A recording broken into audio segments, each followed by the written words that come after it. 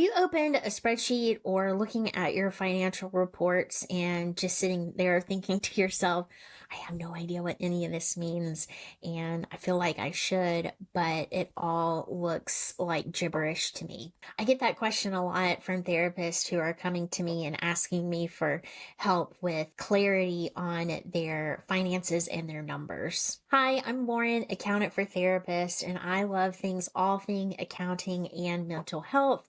And so I put those two things together to work with therapists and making sure that their practice finances are clear. So if this does feel like you and you're doing all of the right things as far as, you're looking at your bank statements, you know where your money is kind of coming and going as far as what expenses you have and, the income that you are earning is coming into your bank account. And maybe you're even using a product like QuickBooks or another accounting software, or maybe you're just using a spreadsheet, or it could even be a piece of paper.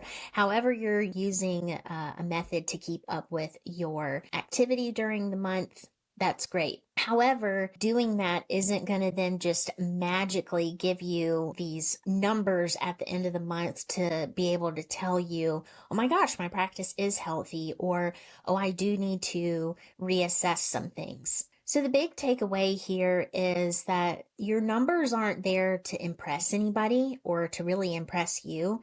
They are there to give you data and to give you information about the health of your practice. And the best thing about this is that you don't need to study accounting to do this. You just need to understand what these things are telling you and how to use them in your decisions when you are thinking through those things during the month. So what I typically do and what I have helped other therapists do is just kind of walk through this step by step. So again, this is for someone who might already have a good system of keeping track of things and you know what your monthly income is. And so that's what I would look at first is what is your income and what are the money in transactions that actually came in based off of, client sessions or any of your therapy services that you are offering to clients. Again, this could also be products. So maybe you have a book or a workbook that you're selling, anything like that, anything that you are providing to an outside person or party. That is your income and revenue. So the first thing to kind of look at there is the total of that number. And does that match like how busy you felt? Does that make sense? Does that make sense that that's the amount of money that came in based off of how many clients you saw that month? Or does it feel too low? Maybe there's something held up in billing. Maybe there's, an insurance claim that still needs to be filed. Just being, again, aware of these items so that way you can either follow up on things or maybe you need to change. This could lead into a bigger decision of, do I need to adjust my pricing? And I know that can be a scary thing for people. But again, just being able to look at your total income for the month to know, does that make sense? Does it match with what my billing system shows? Does that match with how many clients I saw this month? Does it match with, maybe you're in a group practice, maybe does that match with the productivity level of my other clinicians? And just being able to answer those questions.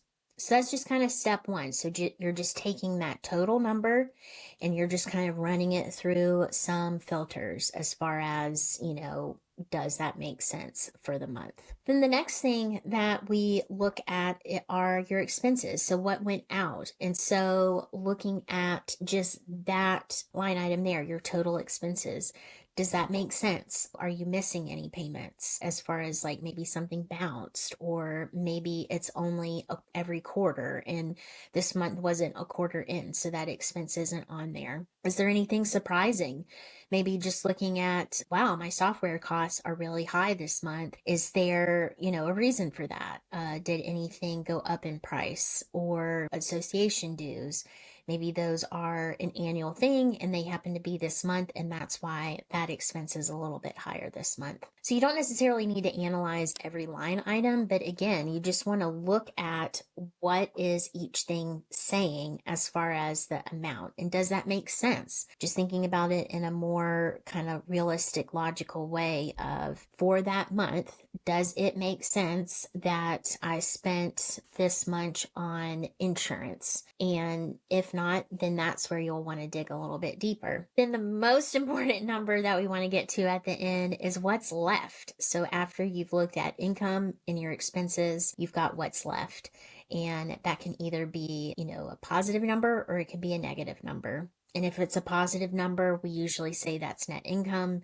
And if it's a negative number, we say that's a net loss. So that number can help you decide if you are pricing correctly. Again, kind of going back to when you were looking at your income, does it make sense that maybe you need to go up, a few dollars on each session, or really analyzing what goes into that price and maybe taking, again, a deeper look into that. Maybe it's, you need to maybe disassociate from some associations that you're not getting value out of, and that's something that can reduce a monthly expense there. It could be, maybe you're spending too much in other areas that are just not needed at this time. So once you have your financial reports and you kind of look through that lens of, does this make sense to me, to my business for this month, it really just kind of helps break it down into each section to be able to answer those questions. So at the end of the month, when you're looking at these numbers, you can tell, wow, this was a great month, and I would love to be able to continue that into next month. Or what was I doing this month that might have been different from previous months? Sometimes those questions are going to be hard to answer, and sometimes it's not about, the actual money piece of it. Maybe it is like behavior patterns.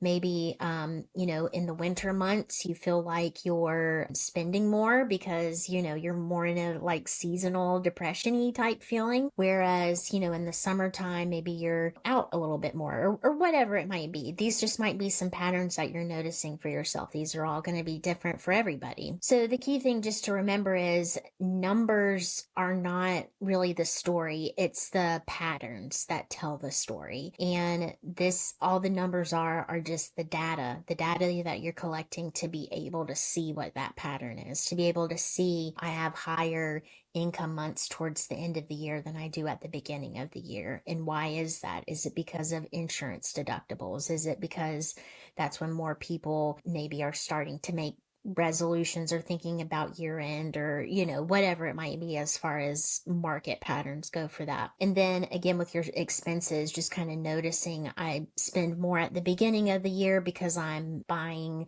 tickets to conferences, or I'm purchasing travel things to do those events with. So as you're doing this month over month, a couple of things to keep in mind is that your net income or net loss number is not what you get to keep.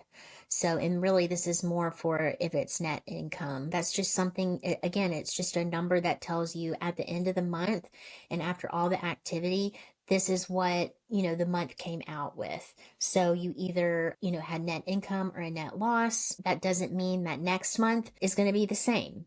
Each month is going to be a little bit different. The other thing to try not to do is just panicking when one month's expense is a little bit higher than the other months. If you're comparing, there could be a reasonable explanation for that, especially if, again, you're in a quarter end and maybe things are being paid quarterly, or maybe it's an annual thing and those things hit all at the same time. So those are some things to just kind of keep in mind when you're going through this. So hopefully this was helpful. So when you go to look at your numbers, either next month or now, maybe this will help you kind of take it in bite-sized pieces to where you're not opening this one report and going, oh my gosh, there's just a whole bunch of stuff on here that I just can't even make any sense of.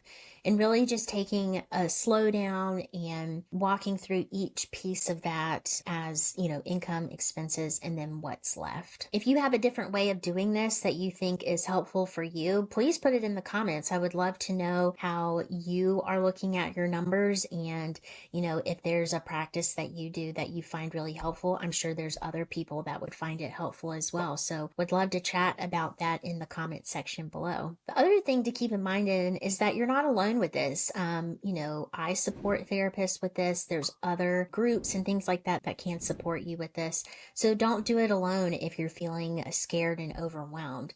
Please reach out for help, and I would love to help you with that if I can. Hey, thanks for watching. If you want more support around your numbers, I have other videos just like this in my channel. And don't forget to check out the resources in the show notes below. Until next time, be well.